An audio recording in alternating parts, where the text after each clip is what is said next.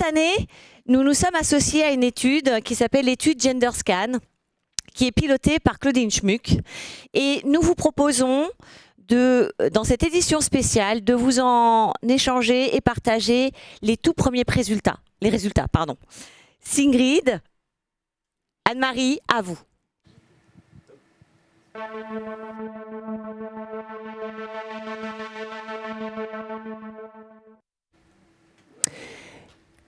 Mesdames, Mesdemoiselles, Messieurs, bonjour et bienvenue dans notre édition spéciale du Cercle Interrel pour lancer notre colloque 2021. L'information majeure que nous allons traiter aujourd'hui est la publication des premiers résultats de l'enquête Gender Scan 2021. Cette enquête est une enquête internationale qui est publiée tous les 2 ans et qui permet de mesurer l'impact des politiques d'égalité professionnelle dans les STEM, les entreprises technologiques. Cette année, le Cercle Interrel a eu la chance de pouvoir y insérer une dizaine de questions pour mesurer l'efficacité des réseaux mixité dans les grandes entreprises. Alors, après un aperçu rapide de la culture mixité des entreprises, nous allons vous proposer de détailler les résultats de cette enquête. Tout d'abord, les apports des réseaux mixité pour les entreprises et ensuite l'apport des réseaux mixité pour les salariés. Sans plus attendre, rejoignons notre envoyé spécial en direct d'Aix-en-Provence qui va nous brosser un rapide descriptif des répondants. Mathilde, vous nous entendez ? Oui Sigrid, je vous entends parfaitement. Bonjour Sigrid, bonjour à toutes et tous. Je suis en direct d'Aix-en-Provence où nous avons le plaisir aujourd'hui de partager cette avant-première. Après quelques semaines de diffusion, l'enquête Gender Scan a déjà obtenu pratiquement 300 réponses. Et des premières informations que nous avons, nous pouvons déjà dire que les répondants sont à majorité des répondantes, mais nous avons tout de même 15% d'hommes qui nous ont répondu. Merci messieurs pour votre avis et nous donner votre avis. On constate aussi que les participants sont majoritairement des cadres issus des grandes entreprises et travaillant en CDI. Merci Mathilde. Mais au-delà de ces chiffres, avez-vous repéré des éléments notables parmi les réponses ? Oui Sigrid, ce qui est notable sur le visuel, c'est que 82% des répondants travaillent dans des entreprises qui ont un réseau mixité. Cette enquête a été diffusée par chacun et chacune d'entre nous via nos réseaux sociaux. Cela montre que notre communauté est très engagée sur cette cause. Autre point notable, Sigrid, 70% des répondants font partie de ces réseaux mixité. Et, détail qui n'en est pas un, soit la quasi-totalité de ces répondants, la quasi-totalité de ces réseaux sont ouverts aux hommes. Ce qui montre bien ici une volonté d'ouverture et d'inclusion de ces réseaux. Réseaux qui, rappelons-le, mobilisent les femmes et les hommes de nos entreprises pour mener des actions en faveur de la mixité dans les équipes. Merci Mathilde pour ces éléments de contexte. Tournons-nous maintenant vers notre spécialiste des études, Anne-Marie, qui va pouvoir nous apporter un éclairage sur ce que les entreprises mettent en place dans le domaine de la mixité et quelles sont leurs motivations. À vous Anne-Marie. Merci Mathilde, merci Sigrid et bonjour à toutes et à tous. Effectivement, nous avons commencé en première approche à poser comme question aux personnes sondées d'évaluer la culture mixité de leur entreprise à partir des signaux que leur envoyait cette entreprise en termes d'action. Et nous avons observé que dans 80% des réponses, les actions les plus visibles dans l'entreprise pour exprimer cette culture mixité, c'était des actions de sensibilisation interne qui étaient mises en place par l'entreprise. Il y avait également la présence d'un réseau mixité dans l'entreprise, donc qui donne ce signal fort également.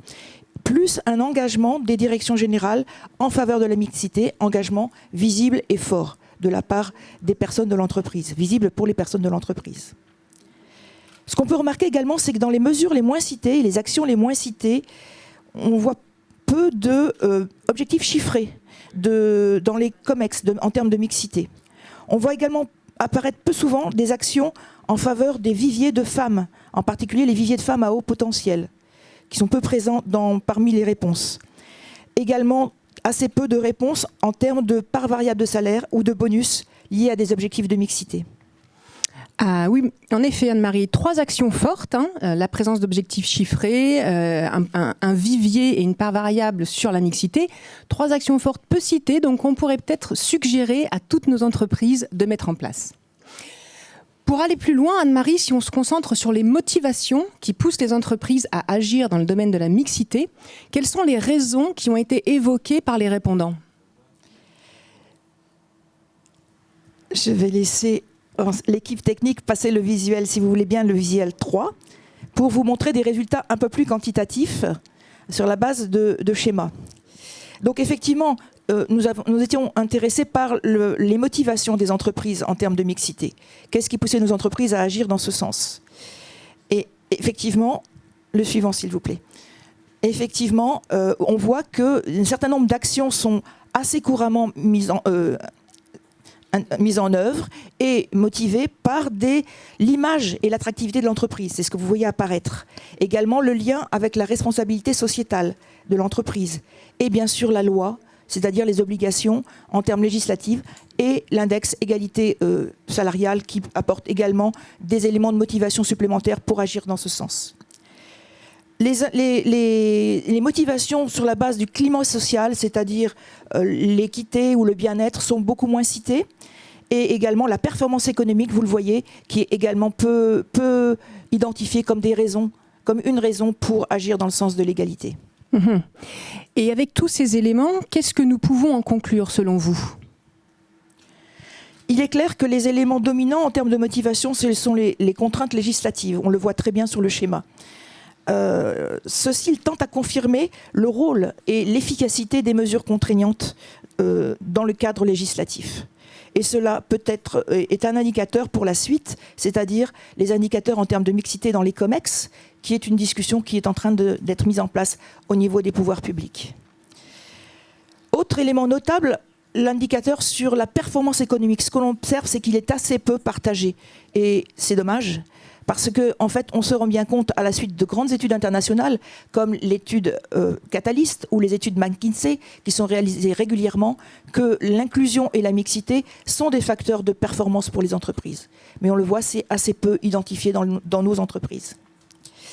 Enfin, on voit apparaître comme une des motivations l'effet de mode, ce qui est un peu dommage. Et personnellement, je pense que ça indique une certaine forme de scepticisme de la part de nos répondants par rapport à la sincérité des entreprises lorsqu'elles mettent en œuvre des actions en faveur de la mixité. Mais s'il y a des actions, c'est déjà le principal peut-être.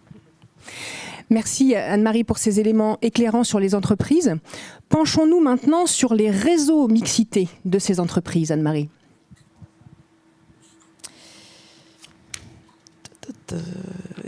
Excusez-moi, est-ce qu'on pourrait avoir le graphe suivant ? Oui, merci, c'est bon.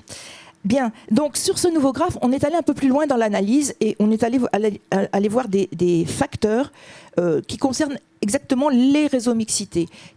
La question qui était posée, c'est est-ce que votre réseau mixité dans votre entreprise, on rappelle que la plupart des répondants sont bien dans des entreprises où il y a un réseau mixité, on leur posait la question, est-ce que d'après vous, le réseau mixité fait bouger les lignes dans votre entreprise ? Et sur quel sujet ? Ce qu'on voit apparaître sur ce graphe, c'est que essentiellement c'est la carrière des femmes qui est dynamisée par la présence. Rappelons que 75% des répondants ont répondu que oui, les réseaux mixité font bouger les lignes. C'est déjà une bonne nouvelle. C'est une très bonne nouvelle. Merci Sigrid. Effectivement. Et dans quel domaine fait-il bouger les lignes ? Le réseau mixité, c'est essentiellement sur la carrière des femmes. Plus loin derrière, on voit apparaître les notions de communication sur les indicateurs de mixité ou la diminution des attitudes sexistes permises par le réseau mixité, mais ce ne sont pas la raison, l'effet majoritaire. Merci Anne-Marie pour ces éléments qui nous montrent que les réseaux mixité sont jugés positivement par les collaborateurs et les collaboratrices. Avant de regarder plus en détail les apports, sur cette notion d'efficacité des réseaux mixité, avez-vous repéré, Anne-Marie, des éléments surprenants parmi les réponses ? Effectivement, nous sommes allés creuser un peu plus cette notion d'efficacité des réseaux en analysant le profil de nos répondants, toujours sur ce sujet. Et ce qu'on voit apparaître sur ce graphe, c'est que les hommes et les femmes n'ont pas la même perception de l'efficacité de nos réseaux. En particulier sur la carrière, mais c'est à peu près sur l'ensemble des indicateurs que vous voyez apparaître, c'est que les hommes sont nettement plus confiants dans l'efficacité des réseaux que les femmes. Et quand on regarde les chiffres, en fait, il y a un écart de 20 points en termes de satisfaction sur l'efficacité des réseaux. Les hommes étant satisfaits à 90% et les femmes plutôt à 70% en termes d'efficacité de nos réseaux en entreprise. Ce qui veut peut-être dire que les hommes sont confiants et les femmes un peu moins, ou peut-être plus réalistes. Je vous laisse juger.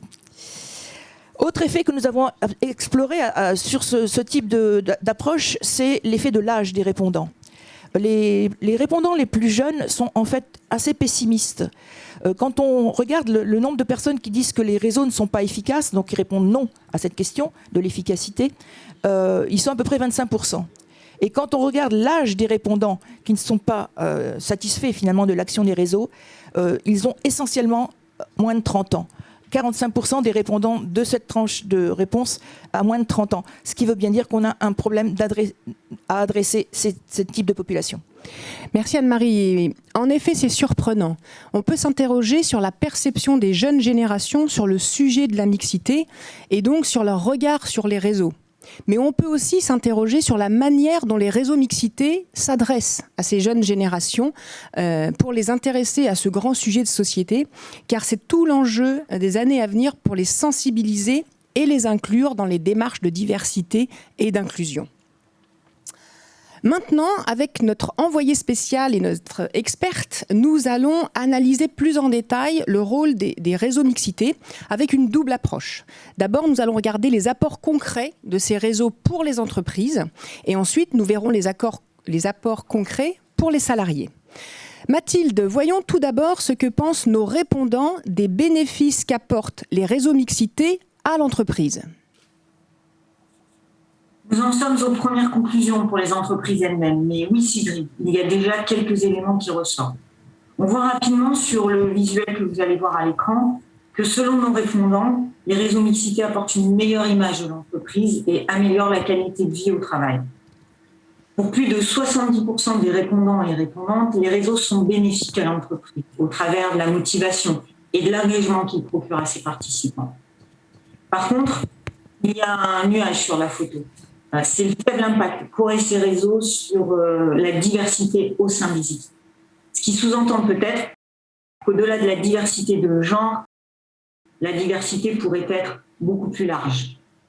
Et oui Mathilde, en effet, on doit parler de diversité au sens large.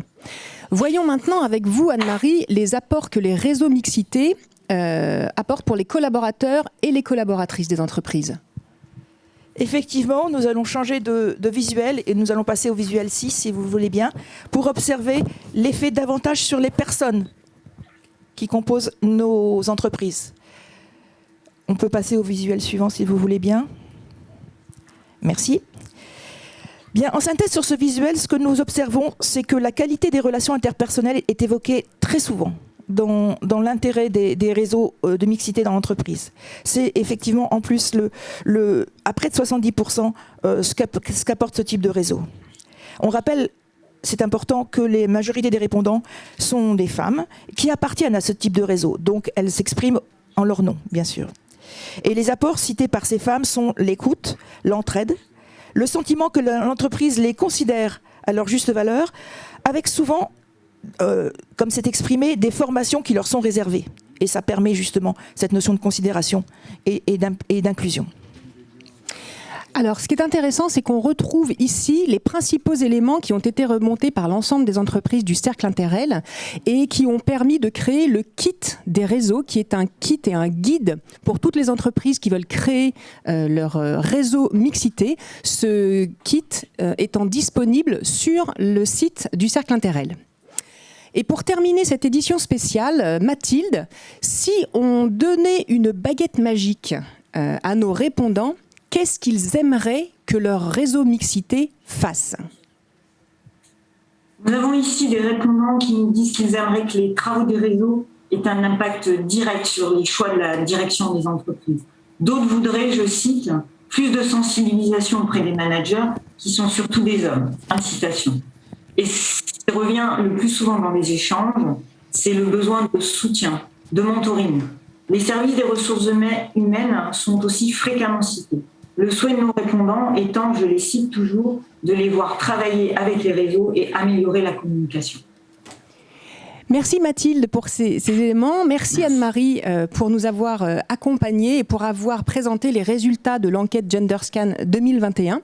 Nous tenons à remercier Claudine Schmuck qui dirige cette enquête et qui nous a aidés à analyser ces résultats. Merci bien sûr à tous les répondants qui ont donné leur avis. Nous tenons à vous signaler que l'enquête GenderScan 2021 sera en ligne jusqu'au mois de juillet. Donc vous avez encore l'opportunité de répondre aux questions et aussi de diffuser cette enquête sur vos réseaux, puisque plus nous aurons de participants, plus nous aurons une restitution qui sera pertinente.